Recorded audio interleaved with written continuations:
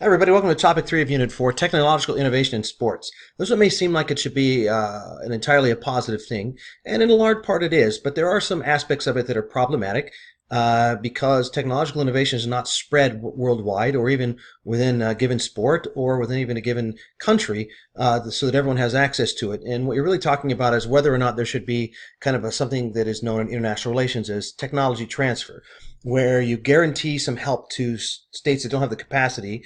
For example, in the realm of clean technology and retrofitting, say, heavily pollution emitting power plants, that if there's a way to retrofit them and use certain kind of filters, that you share that technology for free. That doesn't mean you give them all of the goods, but you don't hold a patent and drive up the price. That you essentially make it possible for them to use the technology to improve their own situation. It doesn't happen in sports, but maybe it should, maybe it shouldn't. That's something for us to talk about. The first time I really became aware of this as a topic, as a distinctive thing, was in high stake racing. In 1983, I was in high school. I think it was a sophomore in high school, and we were very interested and engaged in something called the America's Cup, which was a biannual race. As it says here on the bottom of this poster for a film brochure, is the race that changed everything. So this had been a yachting race, which again, it may seem relatively outside the realm of interest for most people. But the America's Cup races in 81, 83, and 85 were really quite well known to people in the United States. Anyone of any age, of anybody who's following sports of any sort, this yacht racing was there on the stage. And the reason was that we sort of realized belatedly that we had this winning streak that had spanned the century. And Americans, we like to get behind a winner. And so we have this America's Cup. It's named after us. We win the race. That's very exciting. And there's a guy named Dennis Conner who was the skipper of the America One, was the name of the yacht that he won with, and he was charismatic and gave good interviews. So it kind of became apparent that he was interesting. The way it would happen is America would defend the cup every other year, and the idea was that whoever won the cup, then the cup went with them to their home country. So you'd have a series of races that led up to the America's Cup where other countries would send yachts and compete in a whole series of races. And whoever won the series in an aggregate score would be the representative of the rest of the world in the final race. So Australia was the one in both 81 and 83 to compete against the United States. And this was very interesting because when 83 comes around and we know we've got this winning streak, they win. It's a very big deal. I mean, Australia went crazy. As you already know, they're interested in sports in Australia, and they're interested in winning sports in Australia, and they're interested in winning titles in Australia. And they're going to win this title, and they get to take the America's Cup home to Australia, which has not become called the Australian Cup. It's still the America's Cup. Well, one of the ways they won is with technology, because everything they're trying to do in the yachting is to improve the keel, improve the way that wind transfers, improve the way you can tack, etc. And one of the rules in the America's Cup is that it must be their own product. It has to be developed. The technology has to be developed by the own country, which already, yachting is an expensive sport. The technology investment is expensive, and so there's only certain kind of countries that compete for this. In this case, though, it was rumored that the Dutch engineer should come up with a new keel. It came out later that that was true. But the idea of technology and shaping whether one country or the other can win at high stakes sports was very interesting to me. And so I started thinking about what does technology mean in the realm of sports. So big deal. We lost America's Cup in 83, and a lot of it's to the technology of this mystery keel. I remember beforehand when they were having swimmers and diving spies going into the harbor with other people in the water to protect against spies, to see what it was, and very great mystery all about this technology. Obviously, that's not the only place, the only thing that we're talking about, a divide. This is a global digital divide. This is from a couple of years ago, but it's looking at where computers are. Just something as simple as computers. And I know a lot of us are shifting to pads and to smartphones, but this is computers and where they exist. So we're talking about with the technological divide. It's part of a wider story. It's really about distribution, and we'll look at some of that here in a minute. But let's start with in the pool and the difference between swimming technology and how it applies. Now, already with swimming, there's a certain level of financial investment. It's different than running, where you can just run, and sure, it'd be nice to have the right shoes and the right track and the right training facilities, but people can run in any country. Here you are in the pool, and this is a picture here of swimmers. First off, this is Mark Spitz, who was the all-time leading medal winner in a single Olympic Games from 1972 and 2012. when Michael Phelps took it over. Phelps is the shirtless one here below. We're looking at the change in swimsuit technology when when Spitz won all of his medals in '72. That's what he wore. Not the medals, obviously, but that Speedo, the small bikini-style bottom. Whereas when Phelps won his medals, he was in a very much more advanced suit, which we'll talk about here in a minute, that changed the way the swimmer swam. It actually changed their physical properties. I'm sorry, their physical properties didn't change, but the suit transferred speed that was not generated solely by the athlete. It's a very interesting story to look at here in a minute. So it's a very different technology. Also, you look at like 1960. In a close race, you would have three judges with stopwatches in each lane, and the just sort of looking at who touched first. So in very close races, that's how you judge, is you take the average of the three stopwatches and you take the sort of eyewitness thing as to who finished first and figure out who won.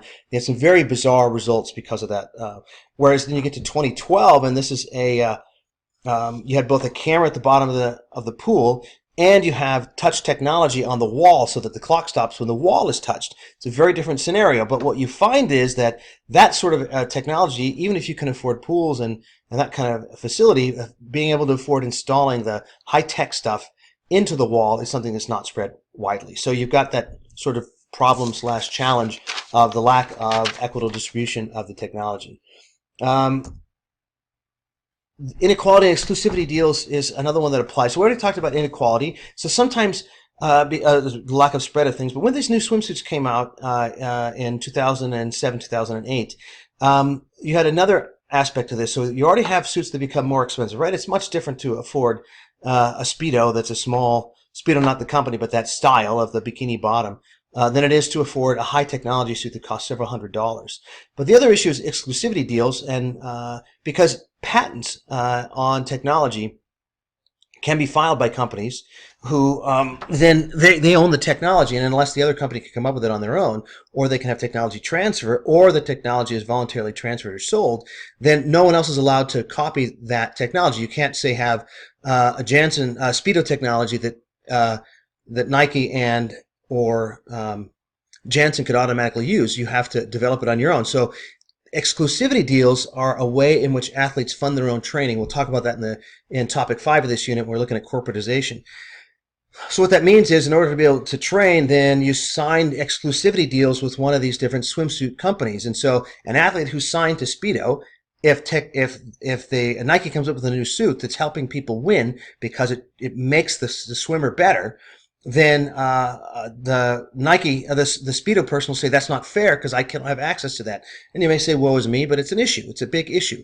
Sometimes it happens in soccer tournaments, for example, because teams actually sign, like the United States has signed an exclusivity deal with Nike to provide its equipment. And so all the balls they train with, everything they wear, it's all Nike gear. So you're practicing with a ball, and when you go to the World Cup, FIFA has an exclusivity deal with Adidas. So the new technology, the ball that's going to be used, which a lot of times when they develop new balls, fly differently, bounce differently, there's a little bit of a different behavior to the ball, they won't be used to it. Whereas an Adidas exclusive team coming into an Adidas exclusive tournament will be used to the ball, and they might have an advantage or disadvantage. Obviously, it didn't impact the United States because they won. So it can help overcome inequality. So this is a real positive sign of technology. So Greenland is a member of FIFA. They had been banned for the entirety of their membership in FIFA from hosting home games. And the reason is that FIFA only allowed grass fields.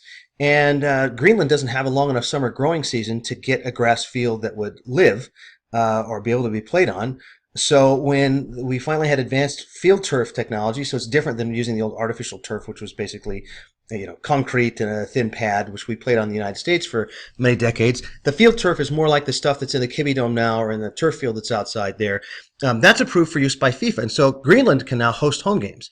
Obviously, they don't bring out a lot of fans. There's not a lot of people in Greenland, but it makes it so they can be part of that international competition in a different way. If you have to play all your games on the road, it's not the same thing.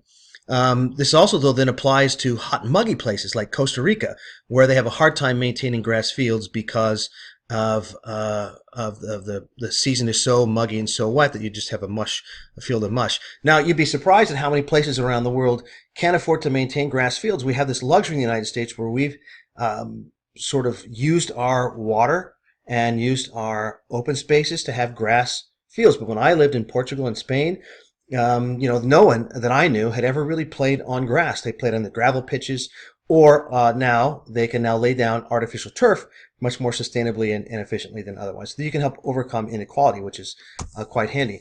Inequality can also be an excuse to not implement technology transfer or to implement technological improvements. For example, one of the things that's under big conversation in soccer is goal line technology. Did a ball cross the line or not? And in soccer, a shot has to fully cross the line. The ball has to fully cross the line for it to be a goal. Partially cross the line, not a goal. It could be 3/4 over, 5/10 over, 5/10, that's less, 9/10 over, anything like that. It's not a goal.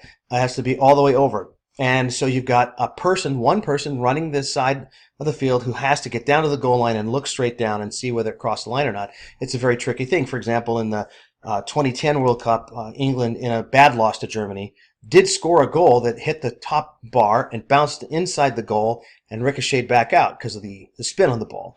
And it was called no goal. And England would argue that if they had that goal, I don't think the score wasn't yet 4-0, it was still kind of close, that it could have been a lot different. And so FIFA, though, is not sure that this should be applied widely. And the reason is that there's a lot of teams and a lot of leagues in a lot of countries that could not afford that technology. They already have trouble affording, say, nets. And if you can't afford a net and you can't afford a smooth field and you don't have field turf, then how are you going to have goal line technology? And maybe it's not fair to implement it in one place over another. Now, they put it into the World Cup in 2014. The idea, though, is that you would have it widespread. But so maybe the goal line technology would not be used because inequality then would be an excuse. So on the one hand, you're helping very, very practical reasons for the technological innovation to help a country, not just Greenland, but Costa Rica and other places like that. And on another, you'd say maybe we shouldn't because it's not fair. Fair or not, ignore this bottom piece here. I forgot to change the slide from the old Unit 6 thing. Just read the takeaway. Technological advances in sports tend to favor rich nations. Now, that's the same thing as it is in industry, in business, in financial sectors, all across the spectrum. They hold out hope for developing states as well, though. So keep that in mind as you watch these different events and think about what kind of shoes people are wearing and whether those are helping or not. What about moisture wicking technology on shirts? What advantages that give you versus someone else? Tearaway jerseys, all kinds of things apply. When we still have these conversations in the United States, we're talking about timing mechanisms.